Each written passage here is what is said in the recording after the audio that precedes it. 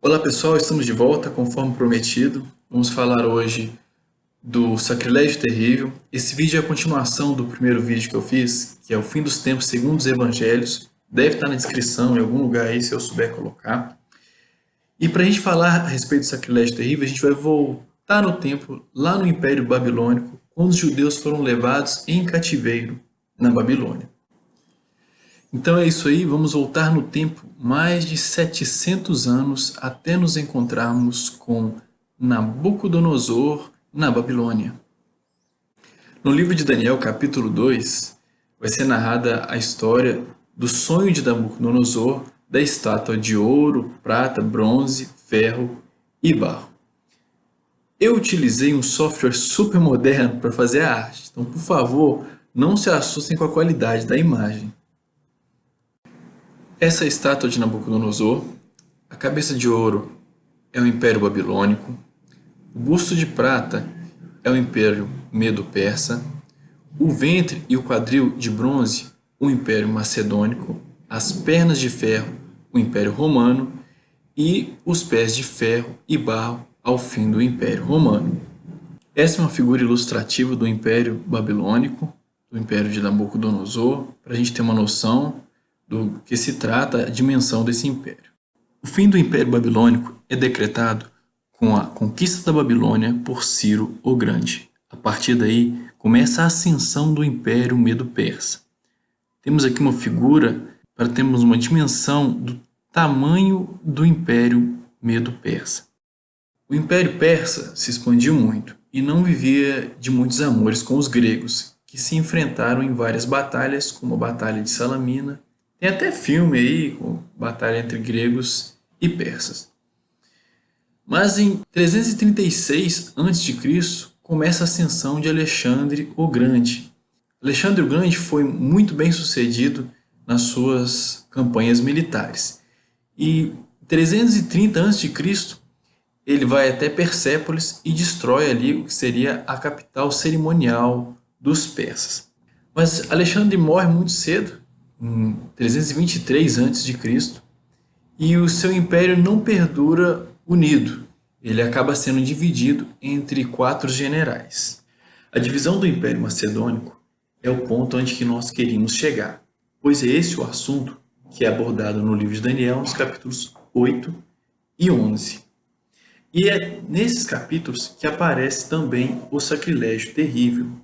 Eu vou tentar ser bem fiel à interpretação de Newton desses textos bíblicos, o que Newton escreveu a respeito. O capítulo 8 do livro de Daniel vai falar de uma visão que Daniel tem a respeito de um carneiro e de um bode. O bode que vai destruir esse carneiro e vão surgir 4 chifres nesse bode. A gente vai fazer a leitura, apertem os cintos porque o texto é um pouco longo. Daniel 8, Sociedade Bíblica Britânica, versículo 3. Então levantei os meus olhos e vi, e eis que estava em pé diante do rio um carneiro que tinha 2 chifres. Os 2 chifres eram altos, mas um era mais alto do que o outro, e o mais alto subiu por último. Vi que o carneiro dava amarradas para o ocidente, e para o norte, e para o sul. Nenhum animal podia parar diante dele, nem havia quem os pudesse livrar do poder dele. Ele, porém, fazia segundo a sua vontade, e assim se engrandeceu. Estando eu considerando, eis que um bode vinha do oriente, sobre a face de toda a terra, e não tocava na terra. Este bode tinha um chifre insigne entre os olhos. Viu ao carneiro que tinha os 2 chifres, ao qual via em pé diante do rio, e correu contra ele no furor do seu poder. Eu o vi chegar perto do carneiro, e foi movido de cólera contra ele. Feriu ao carneiro e quebrou-lhe os 2 chifres. Não havia força no carneiro para lhe resistir, mas o bode o lançou por terra e o pisou aos pés. E não havia quem pudesse livrar o carneiro do poder dele. O bode se engrandeceu sobremaneira, e estando forte, quebrou-se-lhe o grande chifre. E em lugar dele 4 chifres insígnes saíram para os 4 ventos do céu. De um dos chifres saiu um chifre pequeno, e tornou-se muito forte para o sul e para o oriente e para a terra gloriosa. Tornou-se forte até contra o exército do céu. Lançou por terra alguns do exército e das estrelas, e pisou-os aos pés. Sim, se engrandeceu, até contra o príncipe do exército. Tirou dele o holocausto perpétuo, e o lugar do seu santuário foi deitado abaixo. Por causa da transgressão, foi-lhe entregue o exército juntamente com o holocausto perpétuo. Lançou por terra a verdade, fez o que era do seu agrado e prosperou. O carneiro de 2 chifres é o Império Medo-Persa. Em seguida vem Alexandre o Grande, o bodão lá chifrudo que vem voando, porque o Império do Alexandre, com Alexandre, é muito rápido. Ele conquista imenso poder em um tempo extremamente curto. Depois o Império é dividido.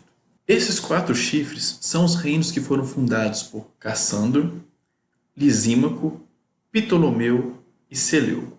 É importante guardar que esses 4 chifres são os reinos fundados por esses reis e não os reis em si, porque esses reis morrem, são sucedidos pelos seus descendentes e o reino continua. Então é importante guardar isso. O chifre são os poderes, os reinos e não os reis em si.